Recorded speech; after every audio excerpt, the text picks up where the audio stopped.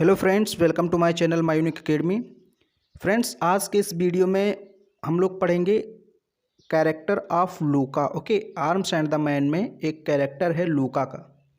बहुत ही important character है और आप लोगों की डिमांड थी कि इसको भी करा दीजिए, तो इसको मैं कराऊंगा। ओके, इस वाले वीडियो में और समझाऊंगा लाइन बाय लाइन, हेडिंग से जैसे लिखना रहता वैसे एकदम आपको बताऊंगा। ओके, लेकिन एक रिक्वेस्ट है आप लोगों से। देखिए, मैं आपके लिए इतना कुछ करता हूँ तो थोड़ा बहुत आप भी कर सकते हैं।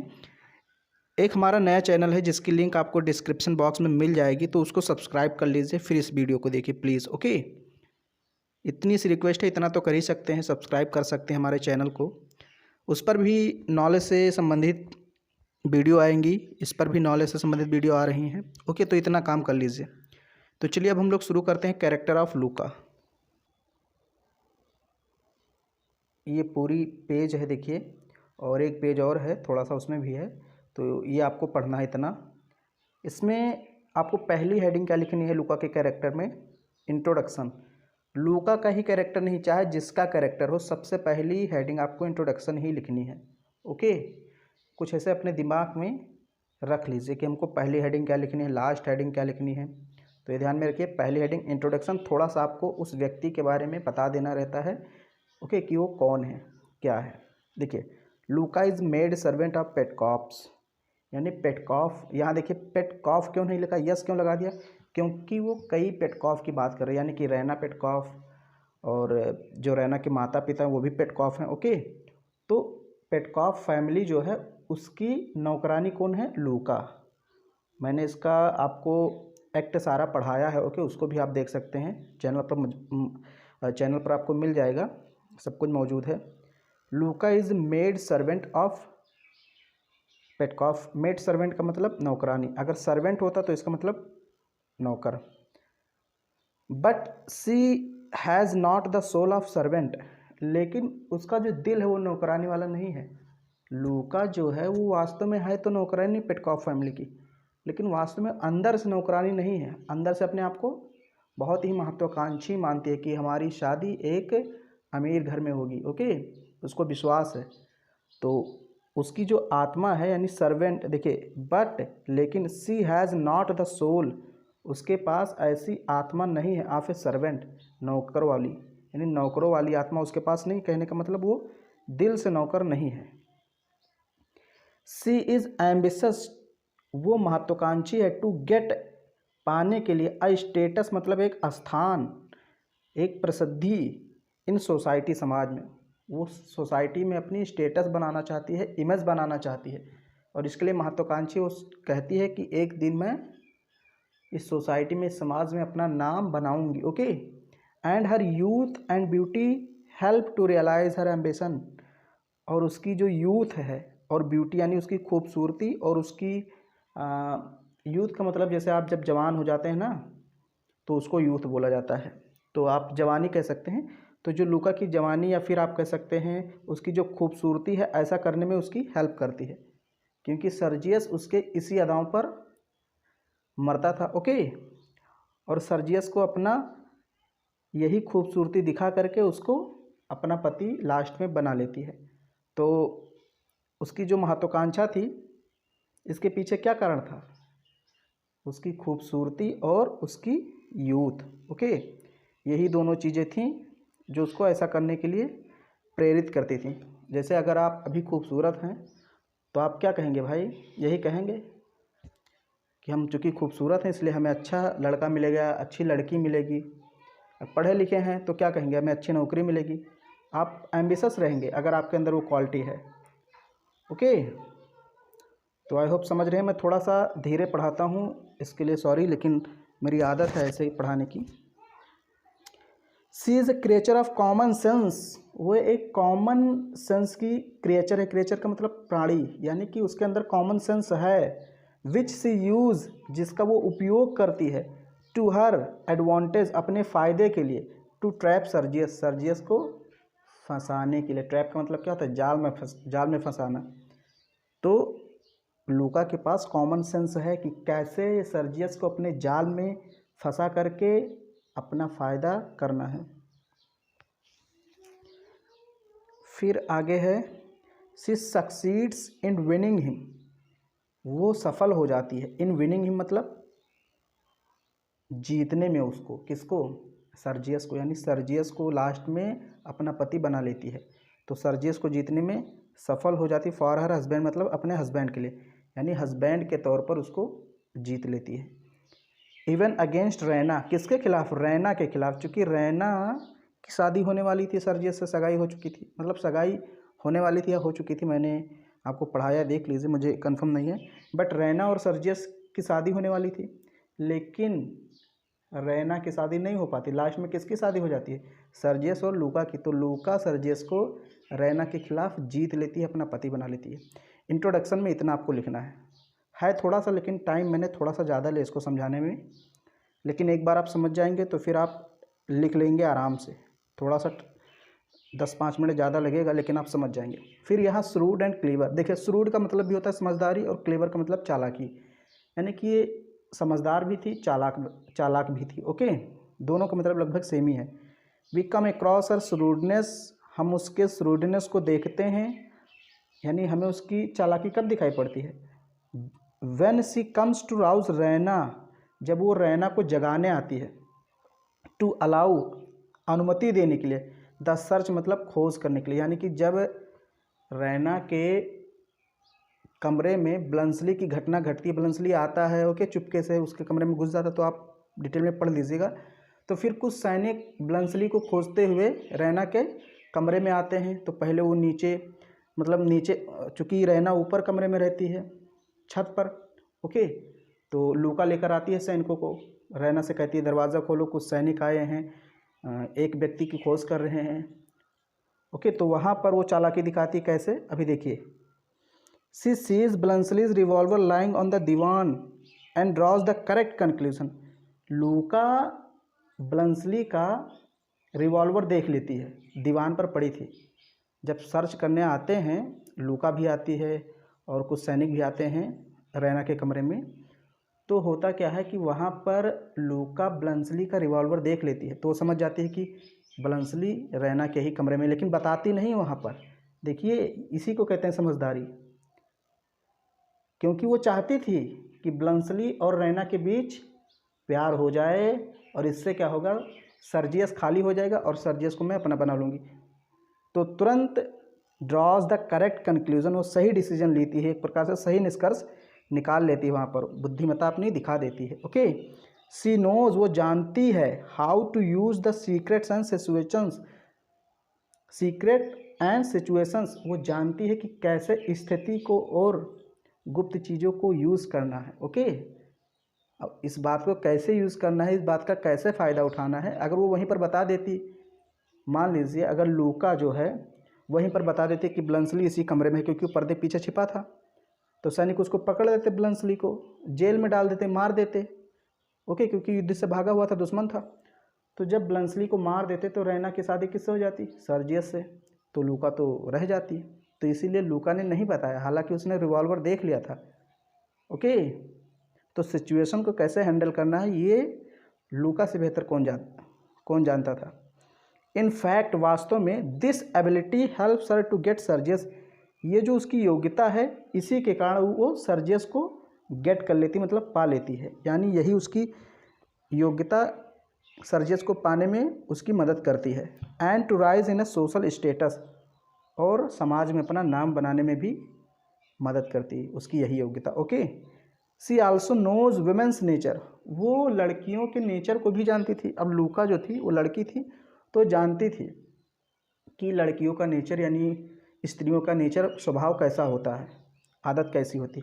सी knows that every women is jealous of the each other, वो जानती थी कि प्रत्येक औरत, यानी प्रत्येक लड़की कह लीजिए, औरत कह लीजिए, स्त्री कह लीजिए, एक दूसरे से जलती हैं। तो क्या सच ऐसा है, क्या सच में ऐसा है? अगर आप कोई लड़की हैं और हमारी वीडियो देख रही हैं तो आप कमेंट बॉक्स में ज़रूर लिखिए कि क्या सच में ऐसा है कि हर एक वुमेन जो है एक दूसरे से जलती हैं।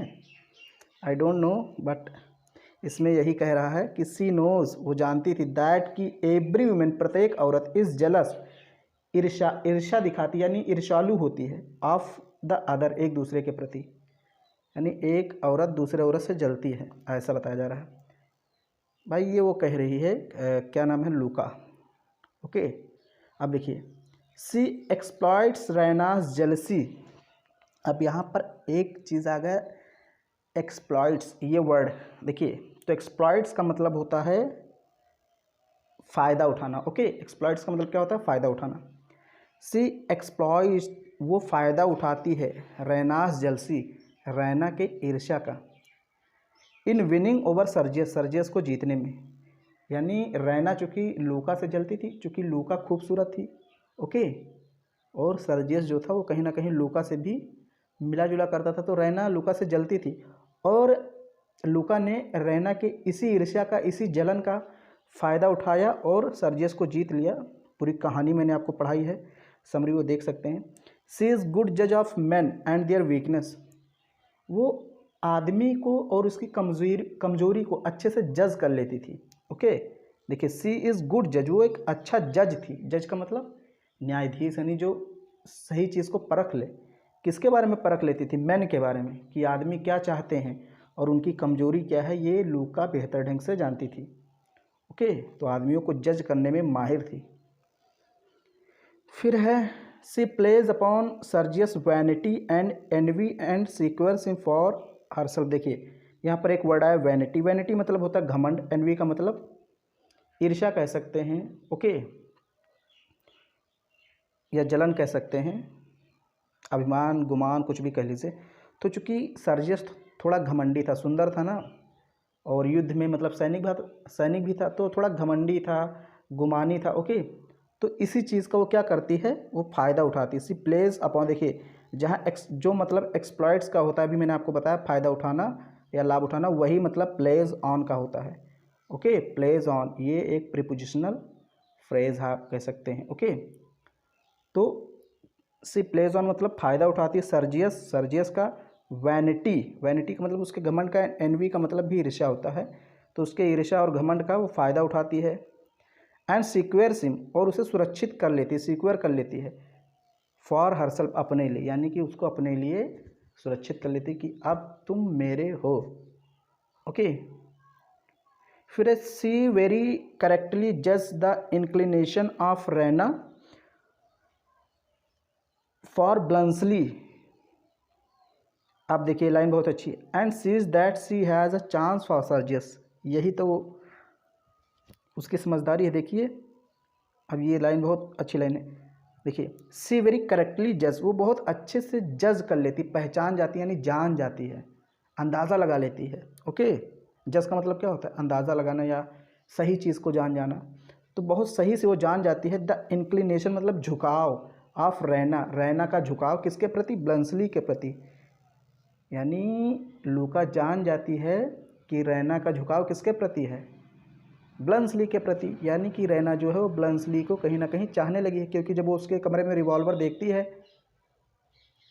अगर रैना वास्तव में ब्लंसली को ना चाहती तो बता देती कि हमारे कमरे में एक सैनिक घुसा है, लेकिन रैना ने नहीं बताया, और लूका ने देख लिया था रिवॉल्वर, उसने भी नहीं बताया, कहा ठीक है इन दोनों में हो जाएगा मामला, फिट हो जाएगा, तो मैं अपना रास्ता निकाल लूँगी, यानी कि मुझे सर्जियस मिल जाएगा। एंड सीज, और देखती है, that she has a chance for Sergius, कि अब तो सर्जियस को पाने का मेरे पास चांस है।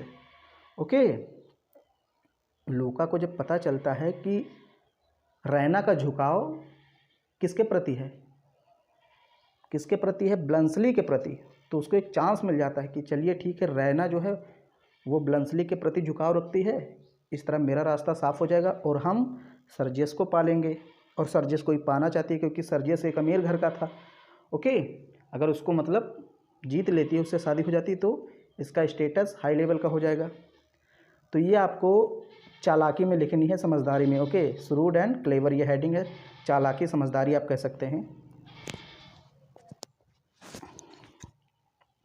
फिर है फैशनेबल, यानी कि बहुत ही फैशन वाली लड़की थी लूका।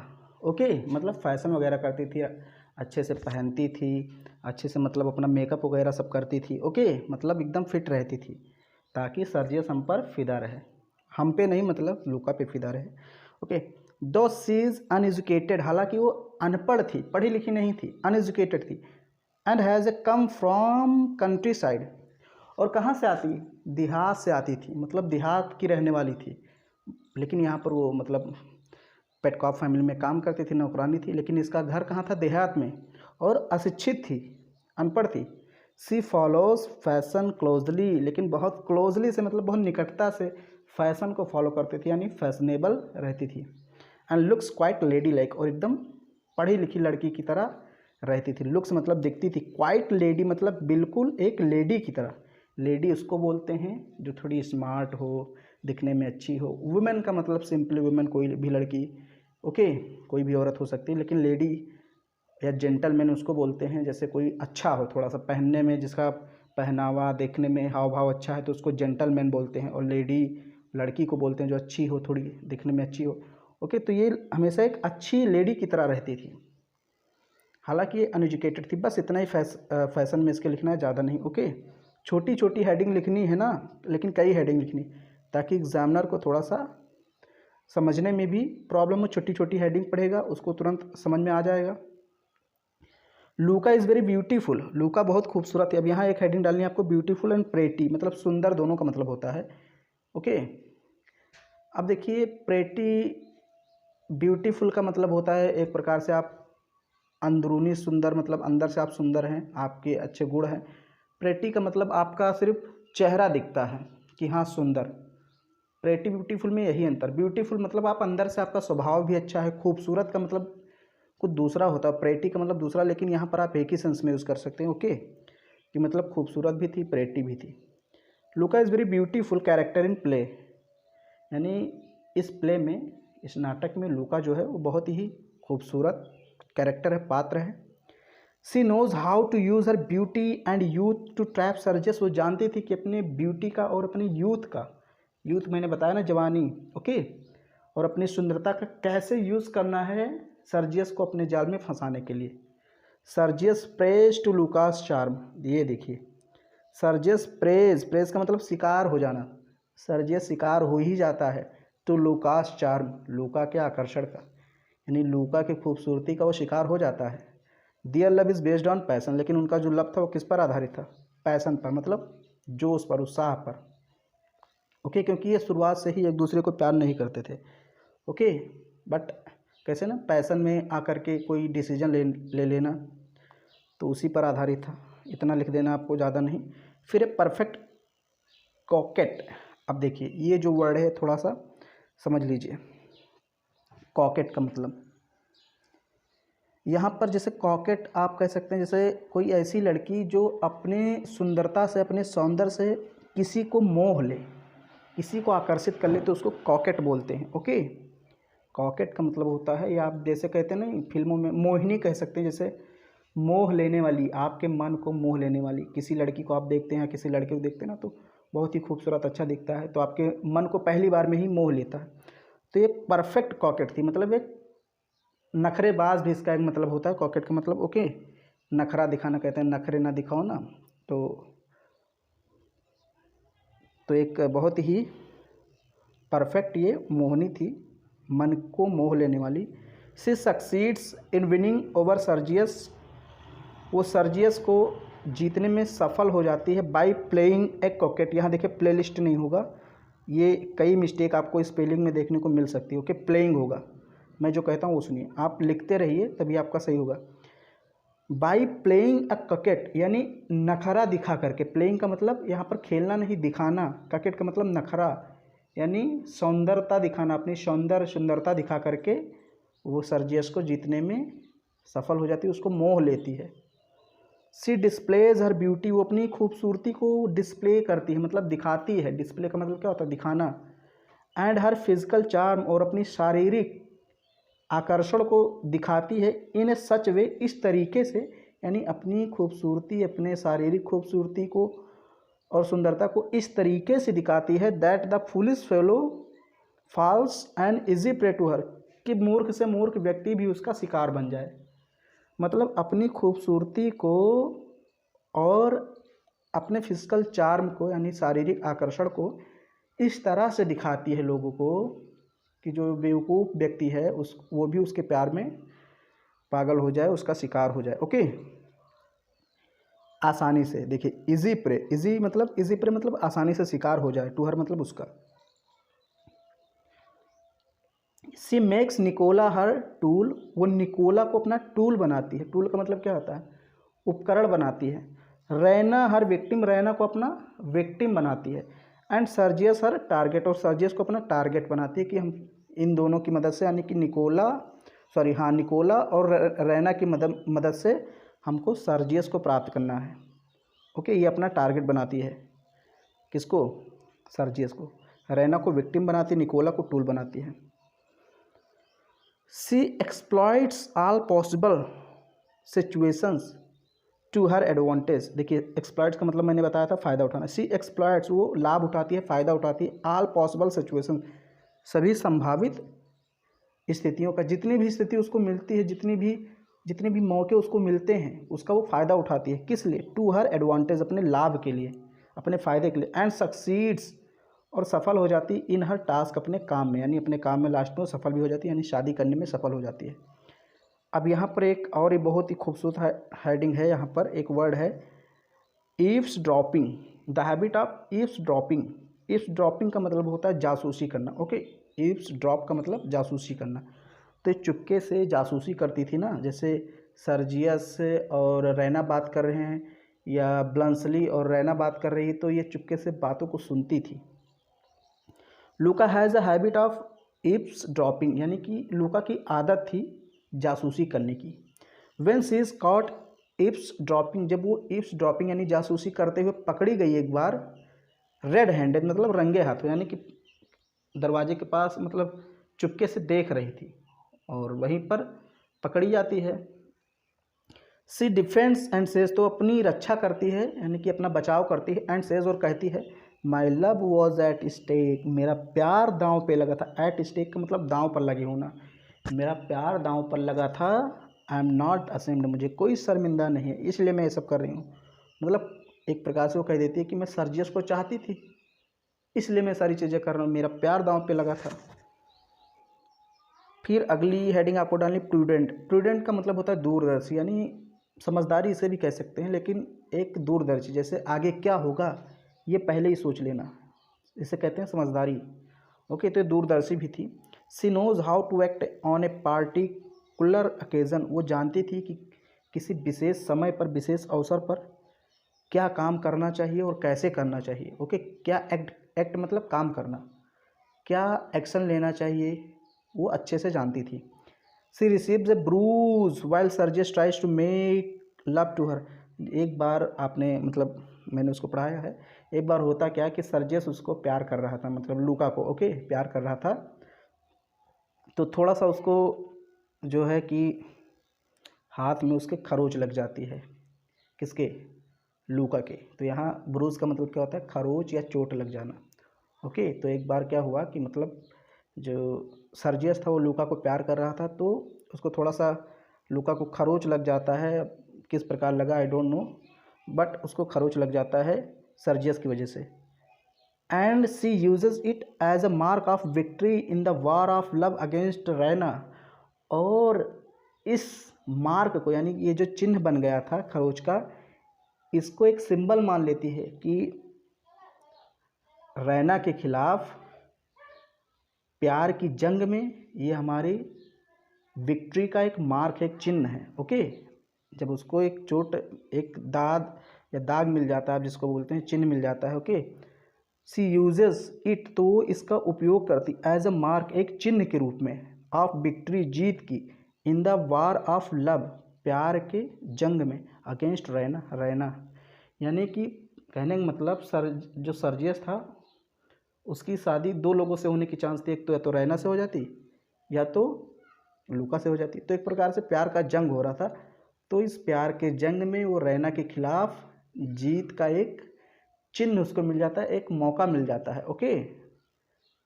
कि मतलब अभी अब सोचिए, अगर सर्जियस कहे भी कि हम लूका से प्यार नहीं करते हैं, तो उसके पास सबूत है लूका के पास कि ये देखिए आप ही की वजह से चोट लगी थी जब एक बार आप मुझे प्यार कर रहे थे। ओके, तो हुआ क्या वास्तव में, चलिए रहने दीजिए अब, क्योंकि कहानी मैंने पहले ही पढ़ी, अब यहाँ पर कहानी बताऊँगा तो ज़्यादा समय लग जाएगा। बस इतना जानिए कि ब्रूस का मतलब यहाँ पर होता है चोट लगना, खरोंच लगना। सर्जियस एक बार प्यार कर रहा था लूका को, उसको खरोंच लग गया था। तो लूका को महसूस हुआ, उसको ऐसा लगा कि ये हमारे प्यार की निशानी है, हमारे जीत की निशानी है। ओके, जो लब आप वार ऑफ लब हो रहा है इसमें, ये हमारी जीत का पहला कदम है। And that is why she proudly displays the wound of heroism. और यही कारण है कि वो किसी से डरती नहीं थी, हमेशा हीरो जैसा रहती थी। मतलब हीरोइज्म का मतलब जैसे हीरो का जो गुण होता है उसको हीरोइज्म बोलते हैं। ओके, तो हमेशा वो हीरो की जैसा, नायक के जैसे रहती थी, डरती नहीं थी, क्योंकि उसके पास सब कुछ था, सबूत था। अब यहाँ देखिए बस 2-3 हेडिंग और बची है। वर्चूज़। ओके, वर्चूज़ का मतलब होता है एक प्रकार से गुण, उसके अच्छे गुण कौन कौन से थे। तो जैसे लूका is a quite realist and practical in her attitude towards life, यानी लाइफ के प्रति, जीवन के प्रति उसका रवैया जो था वो व्यवहारिक था, वास्तविकता से भरा हुआ था, यानी कल्पना में नहीं रहती थी, रियलिस्ट थी। ओके, और प्रैक्टिकल मतलब व्यवहारिक, हर एक चीज़ को करके दिखाती थी, सिर्फ बोलती नहीं थी कि कल्पना में हम बोलें। तो लाइफ के प्रति उसका रवैया सही था। She knows what a man wants from a woman and she also knows how to give it to him. वो जानती थी कि एक आदमी औरत से क्या चाहता है। She knows what a man, कि एक आदमी वांट्स चाहता है, फ्रॉम ए वुमन औरत से। वो जानती थी कि एक आदमी औरत से क्या चाहता है। एंड शी नोज आल्सो, और ये भी जानती थी, how to give it to him, कि इसको कैसे देना है उसको। इसको यानी कि जो आदमी चाहता है एक औरत से, तो औरत उस आदमी को कैसे देगी ये भी उसको अच्छे से मालूम था। Okay,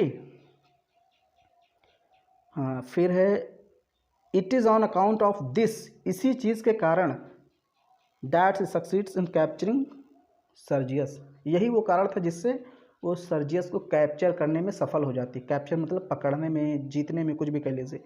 okay, she has no illusions about rank, position and gentility.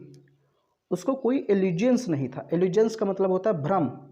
उसको कोई भ्रम नहीं था अबाउट रैंक, रैंक को लेकर के, पोजीशन को लेकर के, जेंटिलिटी को लेकर के। इसका मतलब समझ लीजिए। रैंक का मतलब भाई, चूँकि इसका रैंक नीचा था, ये नौकरानी थी लूका, और सर्जियस मतलब एक प्रकार से मालिक के समान था। पोजीशन भी लूका की कम थी और सर्जियस का हाई था। जेंटिलिटी यानी कि, जेंटिलिटी का मतलब सर्जियस पढ़ा लिखा था, लूका अनपढ़, अनएजुकेटेड, लेकिन इसका भ्रम इसको नहीं था, इस बारे में सोचती ही नहीं थी। वही लिखा है यहाँ पर, सी हैज़ नो इल्यूजन्स, इसको कोई मतलब नहीं था कि मैं छोटी हूँ, पोजीशन कम है मेरी, और मैं पढ़ी लिखी नहीं हूँ तो सर्जियस हमसे प्यार नहीं करेगा। क्योंकि इसको ये पता था कि आदमी को चाहिए क्या, आदमी को तुम्हारी पढ़ाई लिखाई थोड़ी ना चाहिए। ओके, तो इसको ये पता था, इसलिए ऑल द अफेक्टेड एयर्स मतलब प्रदूषित हवा, यानी blown out of Sergius by the breath of her sharp wit and sharp tongue, यानी कि जो इसकी तीव्र जुबान थी, जैसे जीभ, टंग का मतलब क्या होता है, जीभ, बोलने की जो इसकी कला थी, किसकी, लूका की जो बोलने की कला थी, और दिमाग, शार्प विट का मतलब तेज दिमाग जो इसका था, इसके सांस से हवा प्रदूषित हुई थी, उसी हवा में ये सर्जियस बह गया। ओके, अब यहाँ देखिए लाइन को घुमा करके लिखा गया है, थोड़ा सा इसे कहते हैं डोमिनेट करने के लिए, यानी कि डोमिनेट करने के लिए, थोड़ा सा प्रभावित करने के लिए, ताकि थोड़ा सा जो एग्जामिनर है वो भी अच्छा आपको नंबर दे। तो ये लाइन थोड़ा सा अजीब है, लेकिन इसका मतलब मैंने आपको समझा दिया। कुल मिलाकर वो प्रभावित करना चाहती थी अपने सांसों से, अपनी हर एक चीज़ से सर्जियस को। ओके, फिर है वाइसेस। वाइसेस का मतलब कुछ उसकी कमियां भी थी, और इसके बाद ये कंक्लूजन है छोटा सा। ओके, तो 2 मिनट और लगेगा, बस आपका हो जाएगा। वाइसेस का मतलब उसकी कमियां थी। तो अभी तक मैंने आपको गुण बताया, अब उसके कुछ अवगुण सुन लीजिए। लूका is not a disciplined and subdued made. लूका जो थी वो डिसिप्लिन्ड नहीं थी, और सबड्यूड का मतलब नियंत्रित, यानी कि उस पर किसी का नियंत्रण नहीं था। लूका, मैंने बताया शुरू में ही कि लूका सर्वेंट भले ही थी, लेकिन उसके अंदर सर्वेंट वाली आत्मा नहीं थी। तो वो डिसिप्लिन नहीं थी, मतलब अनुशासन नहीं थी, अनुशासन उसके अंदर बिल्कुल नहीं था। सबड्यूड नहीं थी, सबड्यूड का मतलब वशीभूत होना, नियंत्रित होना, किसी के नियंत्रण में नहीं थी। She always has a look of defence on her face, हमेशा उसके चेहरे पर एक अवज्ञा दिखती थी। अवज्ञा मतलब ना मानना, अवज्ञा मतलब क्या होता है, आज्ञा ना मानने वाली जो झलक होती है उसके चेहरे पर रहती थी। डिफेंस का मतलब आज्ञा ना मानना या अवज्ञा जैसे बोलते हैं, या फिर आप कह सकते हैं ललकार। हमेशा उसके चेहरे पर धृष्टता, असभ्यता रहती थी। ओके, जल्दी काम वाम सुनती नहीं थी, मतलब अगर कैथरीन कह रही तो सुन ले, लेकिन अगर रैना कह रही है तो जल्दी सुनती नहीं थी। तो इनकार करने की जो भावना है उसके चेहरे पर हमेशा रहती थी, ये इसकी कमी है। सी स्लाइटली अफ्रेड ऑफ कैथरीन, यहाँ पर कैथरीन होगा, ओके, कैथर्ट लिखा है, कैथरीन होगा। तो हमेशा वो किससे डरती थी, देखिए सी स्लाइटली, वो थोड़ा बहुत, अफ्रेड मतलब डरती थी। आप कैथरीन से थोड़ा बहुत किससे डरती थी, कैथरीन से ही जो डरती थी वो डरती थी, बाकी किसी से नहीं। बट टुवर्ड्स रैना, लेकिन रैना से यानी रैना के प्रति हर एटीट्यूड, उसका रवैया इज़ इंसोलेंट एंड इम्पर्टिनेंट। मतलब इंसोलेंट का मतलब होता है यहाँ पर असभ्य, अवज्ञाकारी। ओके, इम्पर्टिनेंट मतलब थोड़ा असभ्यता वाला, दोनों का मतलब एक ही चीज़ है यहाँ पर। इंसोलेंट एंड इम्पर्टिनेंट का मतलब रैना के प्रति उसका जो रवैया था वो थोड़ा असभ्यता से भरा हुआ था। मतलब रैना को ज़्यादा तवज्जो नहीं देती थी, उसको ज़्यादा भाव नहीं देती थी, उसकी बात नहीं मानती थी, अक्कड़ दिखाती रहती थी। Okay, her mode of bidding good night clearly indicates her impertinent towards हर। उसका जो गुड नाइट करने का तरीका था, बिडिंग का मतलब करना, गुड नाइट मतलब शुभ रात्रि, तो उसका जब वो रैना से रात में शुभ रात्रि करती थी तो थोड़ा अक्कड़ दिखा के करती थी। ओके, इम्पर्टिनेंट, इम्पर्टिनेंट का मतलब अक्कड़, या थोड़ा आप कह सकते हैं अवज्ञा वाली बात, असभ्यता दिखाकर, धृष्टता आप कह सकते हैं। ओके, तो वही कह रहा है, her mode of bidding good night, उसके गुड नाइट करने का तरीका क्लियरली इंडिकेट्स, स्पष्ट रूप से इंडिकेट करता है, हर इम्पर्टिनेंट, उसकी धृष्टता को, टुवार्ड्स हर, उसके प्रति, कि वो कितना धृष्ट है, असभ्य है। Again when coming to rouse Raina to allow the search, जब वो रैना के कमरे में आती है खोज करने के लिए उस ब्लंसली की के सैनिकों के साथ, she sees the revolver lying on the divan and draws her conclusion, ये मैंने आपको बताया ही कि वो रिवॉल्वर को देख लेती है और सब कुछ समझ जाती है।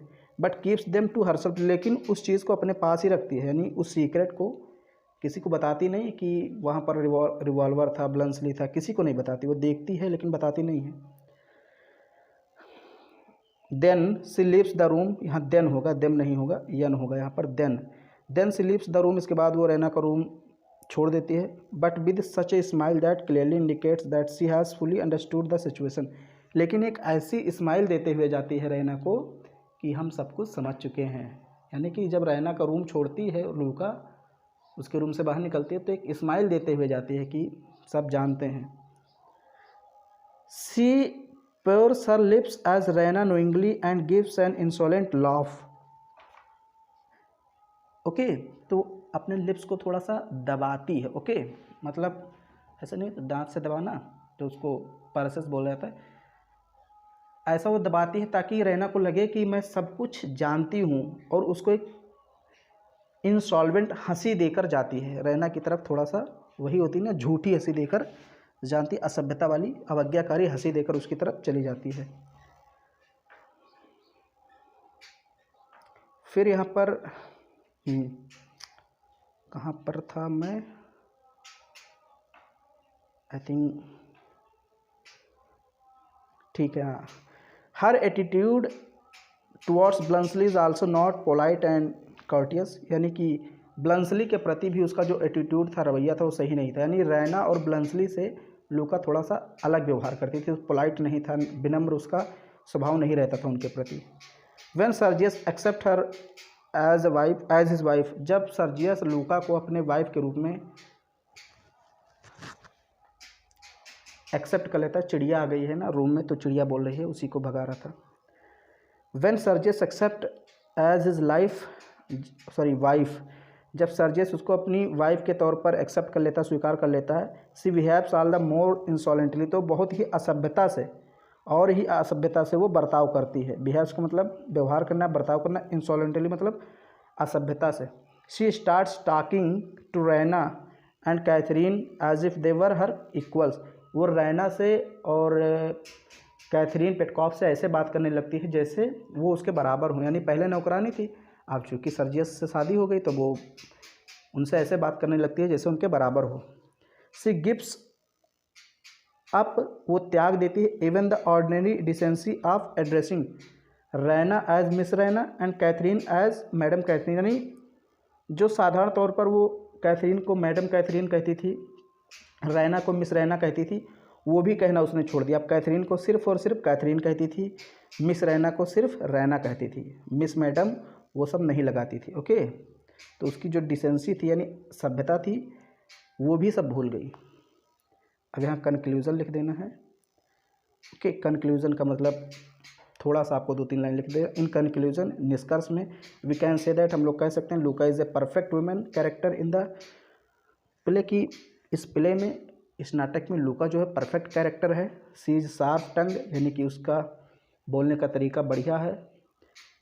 शार्प विटेड, तेज़ दिमाग की है। एंड फार साइटेड, और दूरदर्शी है। She has all qualities of women, औरतों की सारी क्वालिटी उसके अंदर है। चालाकी, मोहित करने की कला, सब कुछ क्वालिटी उसके अंदर। तो ये आपको वीडियो कैसा लगा? अगर पसंद आया है तो ज़रूर इसको लाइक कीजिए, वीडियो को शेयर कीजिए अपने सभी फ्रेंड्स में, शेयर ज़रूर कीजिए। मैं बार बार कहता हूँ नए चैनल को सब्सक्राइब कर लीजिएगा। कमेंट बॉक्स में ज़रूर लिखिए कि आपको कैसा लगा। थोड़ा सा टाइम ज़्यादा ले लिया हूँ, उसके लिए खेद है, सॉरी, लेकिन समझ में आपको आया होगा।